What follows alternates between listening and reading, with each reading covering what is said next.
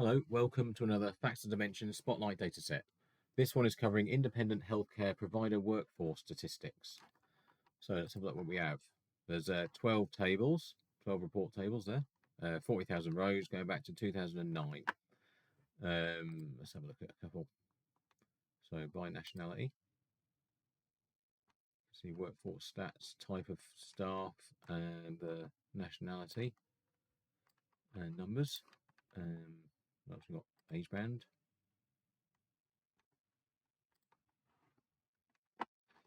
Similar sort of thing.